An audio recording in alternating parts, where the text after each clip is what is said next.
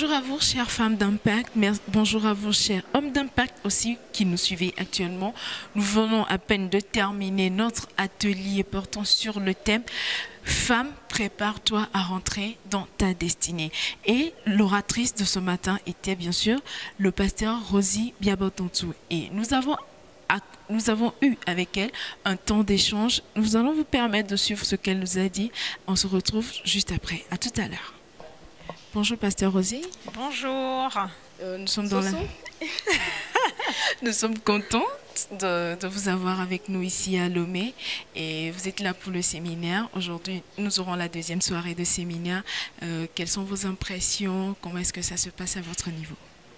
Alors moi, je suis dans l'expectative de ce que le Seigneur va faire pour manifester sa gloire ici à Lomé. Et je crois vraiment qu'il a commencé hier.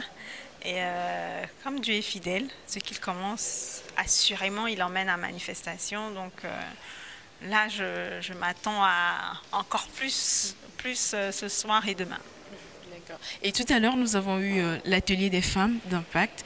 Et quelles sont vos impressions par rapport à cet atelier? Comment est-ce que vous avez vécu cet atelier?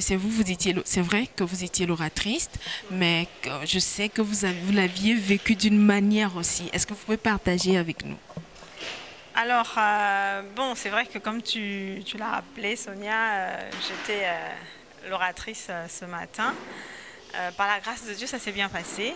Et je ne l'ai certainement pas vécu de la même manière que dans la salle.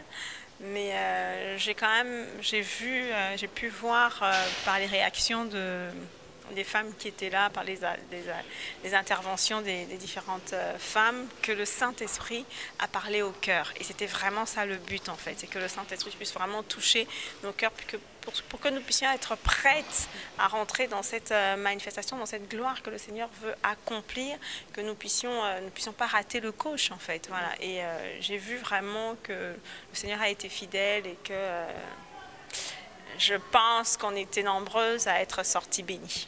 Amen, amen. Alors, nous étions nombreuses à être sorties bénies et ce matin, nous avons eu un message percutant par rapport à la vie de Ruth dans la Bible. Ruth qui n'a pas accepté de rester dans le statu quo, qui a bravé ses limitations.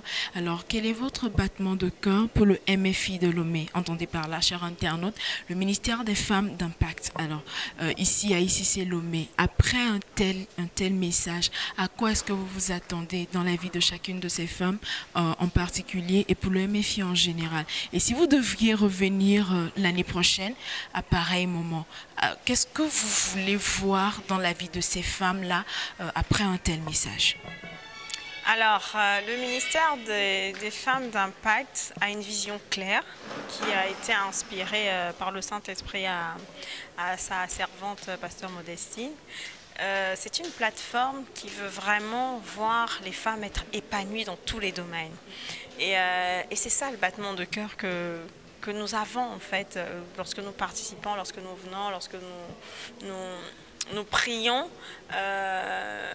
Et personnellement, pour Lomé, ce que j'aimerais voir, c'est que la manifestation de la présence de Dieu soit beaucoup plus palpable. C'est-à-dire que si je dois revenir l'année prochaine à la même période, j'aimerais que ce que nous avons semé là, maintenant, puisse vraiment déjà commencer à porter du fruit. C'est-à-dire que la gloire de Dieu soit dans plusieurs domaines, dans la vie des femmes, mais aussi dans la vie des hommes de Lomé, soit vraiment palpable, soit vraiment manifeste. Mais comme on l'a dit ce matin, la gloire de Dieu ne va pas, on ne rentre pas dans la gloire de Dieu par hasard en fait.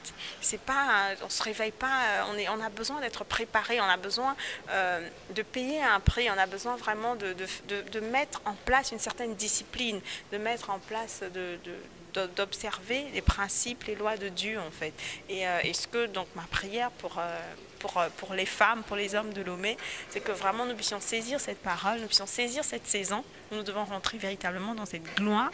Ça ne se fera pas par hasard, que nous puissions vraiment saisir la parole de Dieu, que nous puissions marcher comme Dieu veut que nous puissions marcher pour que vraiment le fruit soit manifeste, qu'il soit vu et que la ferveur soit dans les cœurs encore plus, que l'amour, la passion de Dieu soit encore plus dans les cœurs et que vraiment qu'on puisse arrêter de mélanger Dieu avec autre chose, que ce soit Dieu et Dieu seul. Voilà, c'est ça vraiment le rêve, le rêve ou le battement qu'il y a dans mon cœur. Et en plus, je voudrais ajouter, c'est pas une question que tu as posée, mais j'ai vraiment beaucoup d'attachement personnellement à Lomé, parce que j'ai passé quelques années de mon adolescence ici. J'ai fait alors je crois ma 5e, ma 4e et ma 3e, si je ne me trompe pas, ici.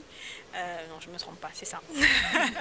C'est ça. Et donc, c'est vraiment des années où j'ai bien été accueillie, en fait. J'étais jeune, j'étais adolescente, j'aurais pu être perdue, j'aurais pu être... mais le Seigneur a permis que je puisse rencontrer des gens ici, des hommes et des femmes qui m'ont vraiment soutenue dans cette période-là, où le Congo traversait des moments difficiles. Et si tu veux... Ma prière, je ne peux pas donner au Togo ce que le Togo m'a donné en fait quand j'étais jeune, quand je suis venue aux études. Tout ce que je peux donner, c'est la prière. D'accord ? Donc je suis vraiment contente de venir à des manifestations où je sais que ma prière va contribuer certainement, j'espère, à pouvoir installer Dieu pleinement dans les cœurs des hommes au Togo.